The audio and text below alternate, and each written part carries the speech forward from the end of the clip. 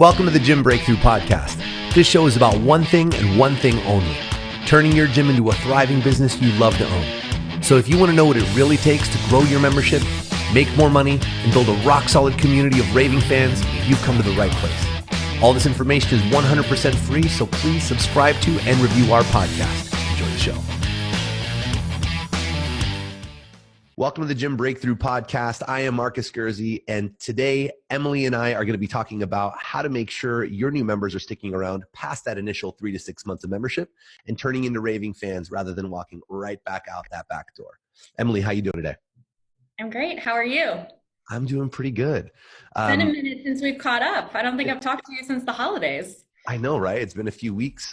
Please excuse my extra nasally voice here today. I'm a little stuffed up here, still recovering from holiday fun. I think I had too much eggnog. But either way, good to see you. What have you been up to? So for the holidays, the day after Christmas, actually, we left. My whole family, like sisters, 7 kids, parents, all went to Hawaii for 9 days. So I feel like I've been off the grid. I came back yesterday to work, and I literally worked from 4:30 a.m. till 7:30 p.m. just like catching up. I'm ready for a vacation from my vacation.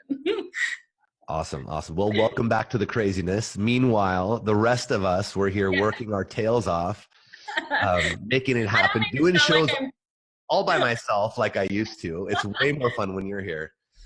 So, I don't mean to sound like I'm complaining about going to Hawaii for 9 days. It was slap around. Anyway, welcome back, Emily. Good to have you. How are your holidays? My holidays were awesome. I took about 9 days off and just hung out with the family. We had uniquely everyone in my family was in town at the same time for the holiday, which is pretty rare. And so we just made the most of it. We just did a lot of good family time and hung around with the kids at the house and did, lightsaber fights and all the other good stuff that they're into. And and that's it. Good deal. Yeah. As everybody is winding down from the holiday season, it is ramping up here in New Orleans. Yesterday was the start of Carnival season. So here comes Mardi Gras. I know, right? Right into the next party. So good. Awesome. All right. So today we're going to be talking about, I think one of the biggest challenges that we've seen in the last couple of years has been short-term retention for people. And I think this is largely due to, a lot of gym owners have experimented with a lot of different new client acquisition methods, from, different low barrier offers to different 6-week challenges. And not that one is right or wrong per se. It's just that whenever you put your foot on the gas on the front end, it very quickly will expose any issues you have on retention and integration, because if you start acquiring too quickly, faster than you can actually effectively integrate people, then you're going to run into some challenges. And it already takes so much work to get members. But when you don't actually have the systems in place to make sure that they stick around and become raving fans, it's a bummer. And I know that a lot of people, it's actually put a lot of really good gym owners out of business because they didn't understand that you had to first button that up before you start growing aggressively on the front end if you want to keep all those people, because ultimately it's a lot cheaper to keep those people than it is to keep replacing them. Absolutely. I know a lot of gym owners that I've coached in the past they're always hyper focused on getting more leads. Mm-hmm. If I just get more leads, that will solve all of my problems. And while generating new leads and new sales is definitely important and something that you want to work on, retention and creating brand affinity, especially in the first 6 months, is a problem that needs to be addressed first. Otherwise your business just becomes a revolving door of new people, which, frankly, it's a lot of work. It's usually expensive because you're spending money on ads and whatnot. And it isn't good for your community or your business stability. 100%. And I think ultimately, you're doing both the new members and yourself a major disservice by not having this dialed in, because remember, people are reaching out to you because they have a problem and you have a solution. And oftentimes your solution is actually way better at solving the problem than they even understand, because we're not here to just help them lose 10 pounds and then, hey, get on your merry way.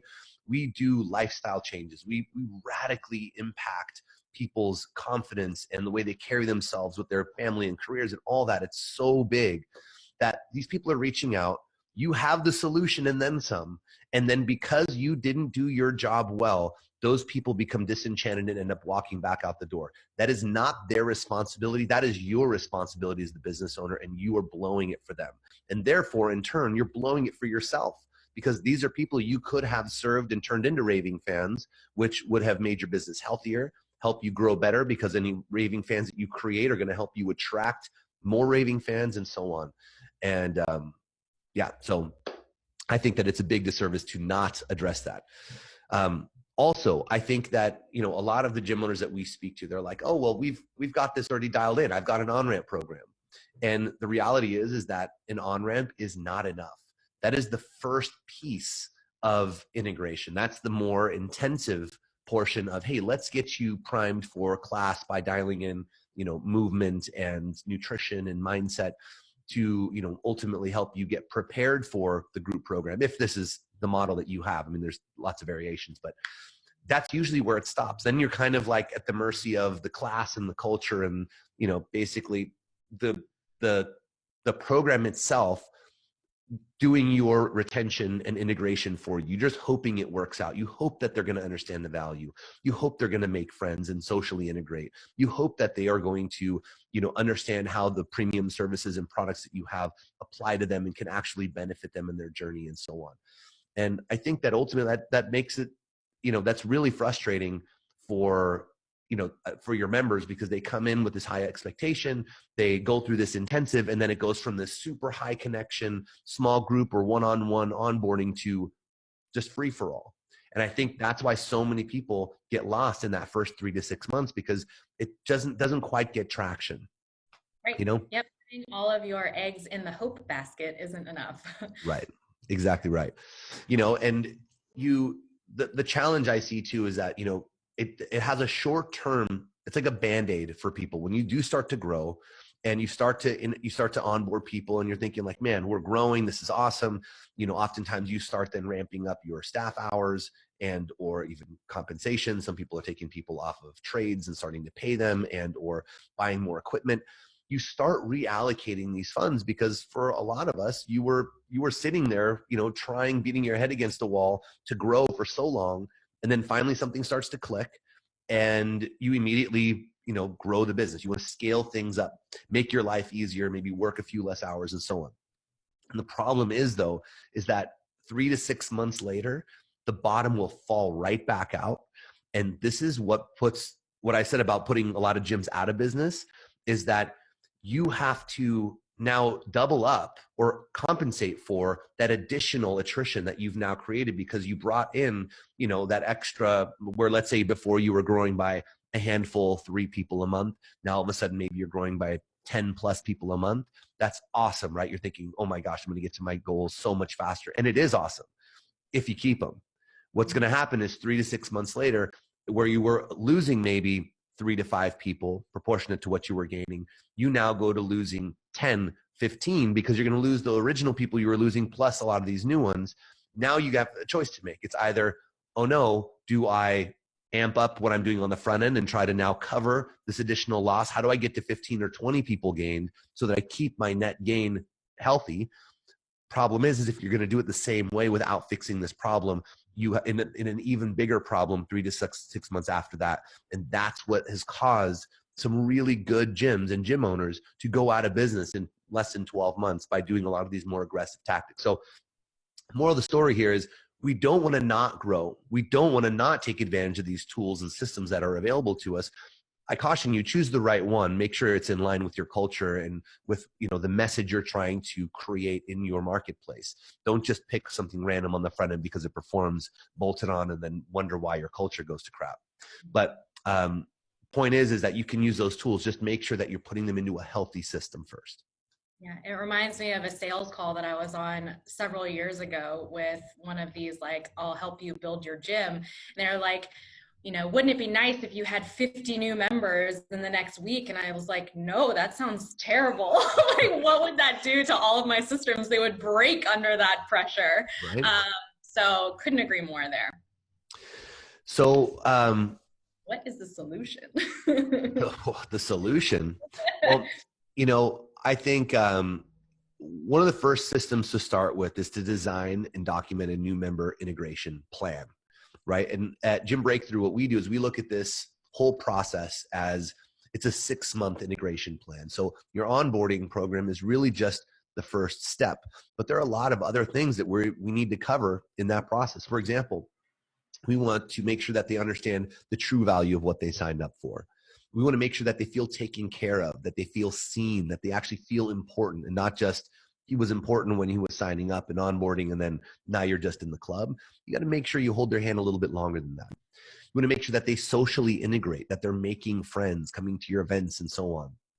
You want to make sure you're effectively positioning your products and your premium services so that they know not just that you offer these things, but hopefully you have chosen these premium services and products based on them solving a problem and or helping or supporting your programs, right? They should always be coupled with something. It shouldn't just be a wall of random things that we sell to try to make more money. It should be, this is going to help that. And, these proteins and pre-workouts or recovery supplements or whatever you offer, they are for this. And if you're on our premium product or program, it's this product and so on, right? So also, it's a really good opportunity to get testimonials, to get reviews, and to get referrals. So that's the checklist that we like to follow. And we map out over the course of those 6 months. Yeah, I couldn't agree more. And the one thing that I'll add to that is just to make sure that the communication is standardized across the board. So every new member is getting the same information. You want them to know about your accountability rewards, like the Committed Club. You want them to know about your premium programs, which you mentioned. But, this stuff isn't just so they know about it. It helps with adding value to the service that you're offering. It helps bring home that, that by them participating in your premium program, you are improving your average revenue per client, which just brings home the fact that you may not need more members to Right. your goals. Just focus on adding value and keeping the clients that you have. Yeah, it's one of the biggest misconceptions in the space is that more members is the solution. Now, obviously, when you're first getting going, butts in seats is a real thing.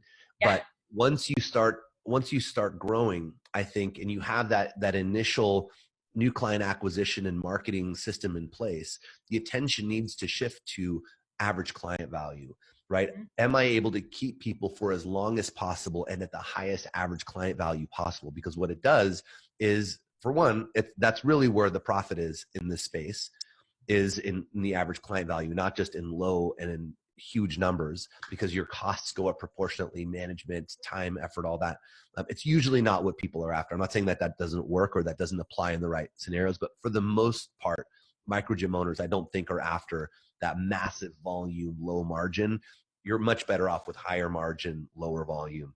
It's easier to manage. You're more nimble, and it's all the things.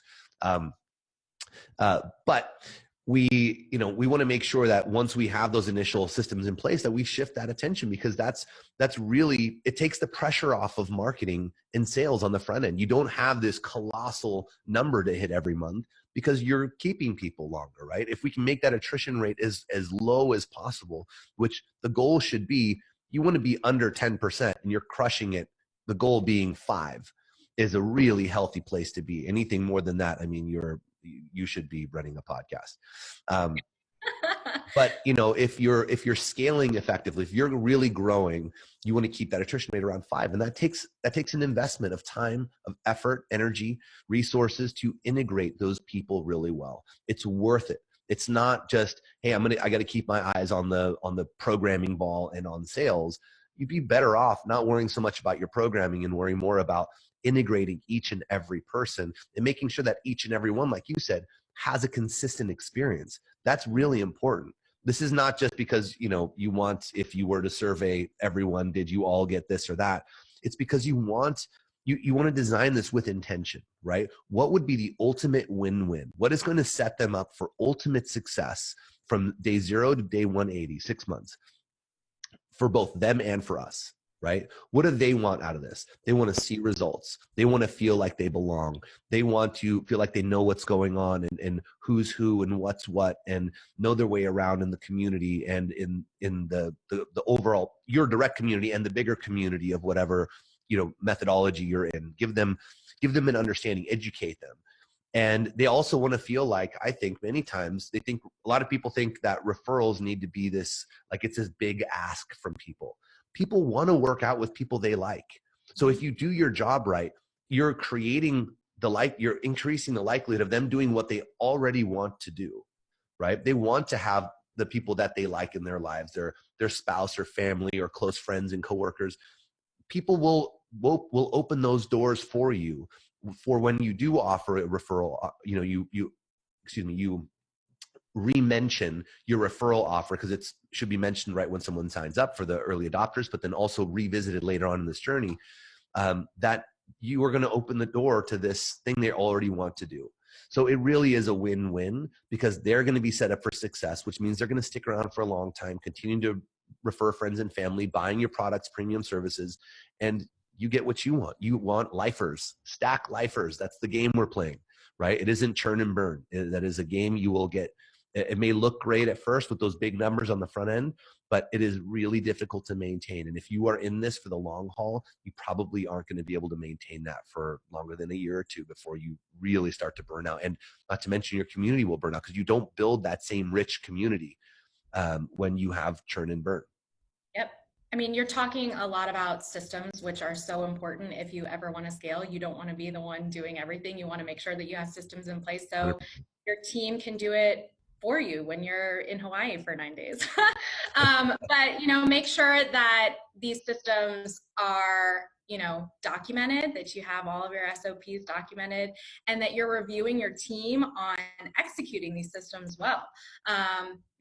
Because consistency is so important. If you want to send out birthday cards, great, but don't implement it for 1 month and then forget about it the next, because I'm telling you, the second somebody has a bad or inconsistent experience, this could be, maybe with the coaching, or maybe, somebody put on social media, hey, my gym sent me a birthday card, isn't that nice? And they're like, well, what about my birthday card? Right. They're going to go down the street to the next gym, because that isn't a good feeling to have, that you are getting something that somebody else got that you're not getting.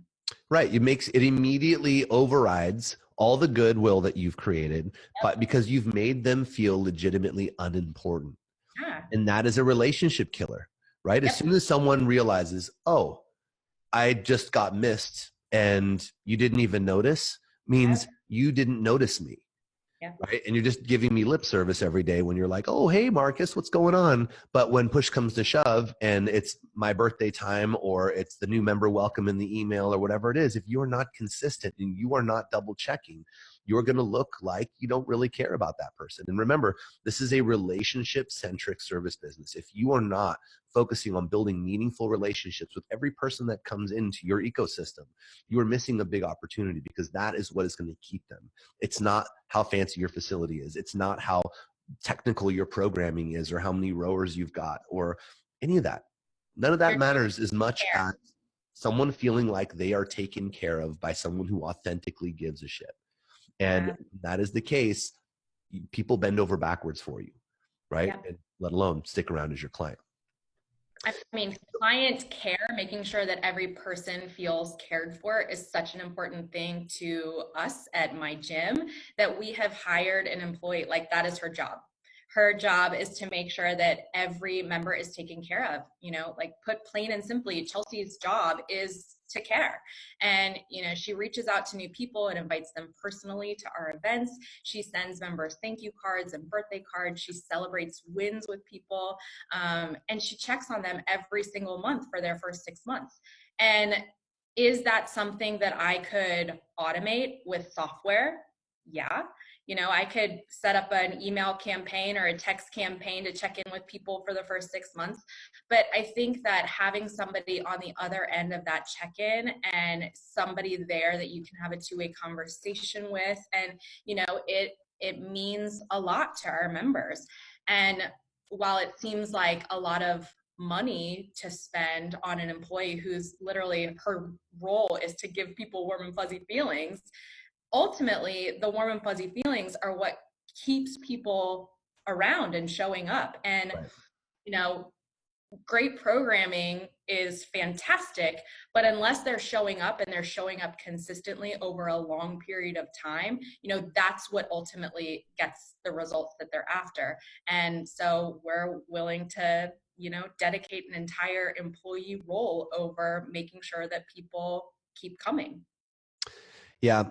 It's unfortunate how often I hear, you know, but that's not efficient, or I don't have time for that. And it's like, well, you don't have time to keep your members happy and satisfied and make sure that the person you did all this work, right? You complain about not having enough leads or how hard it is to convert people competing with Orange Theory or whatever, and, you know, about price and this and that. And then you finally get someone to sign up. You do the extra time doing whatever onboarding that you do with them.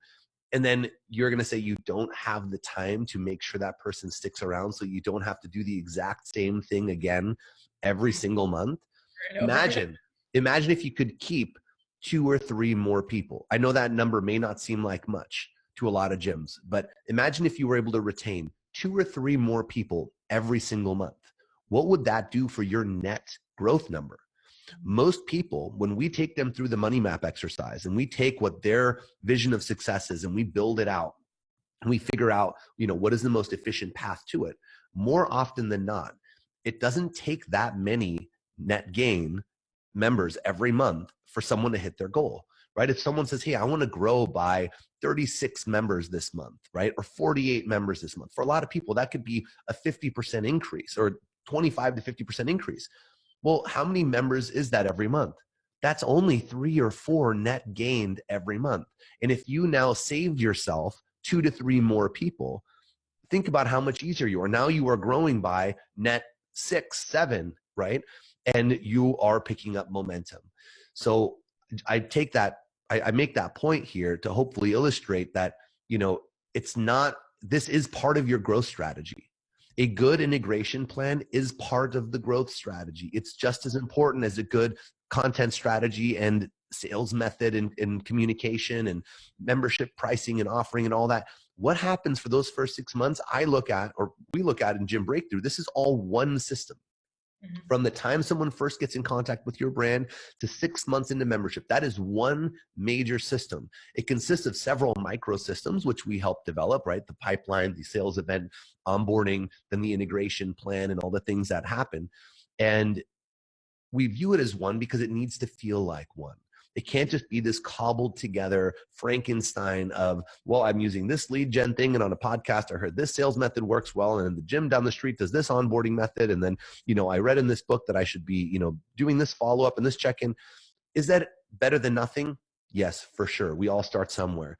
But if you really want to grow and you really want to thrive and make the most of your time, your staff's time, and the most of your money, then putting some thought and energy into this thing and designing it as one is going to go a really long way. And this makes up the bulk of it. The acquisition piece is actually the smallest end on the front. What happens for those first 6 months is pretty important. And that's why we're doing the show here today. So, and also tracking it too. Like, you know, sure. What is your length of engagement? Where would you like it to be? You know, checking in on those numbers every month and saying, are we improving or are we not? And if not, what can we do to move that needle? 100%. So how do we build out a system like this? So I'm going to give you guys a really simple exercise that you can do that is going to help you architect this first 6-month journey, right? So first and foremost, we have our onboarding, and the onboarding, remember, the purpose of a good onboarding program is far less around movement than it is about connection and relationship building.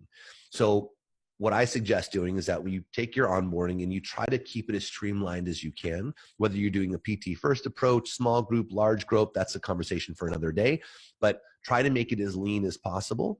And just make sure that you're addressing whatever the minimum requirement is as far as movement is concerned. Try not to overwhelm people.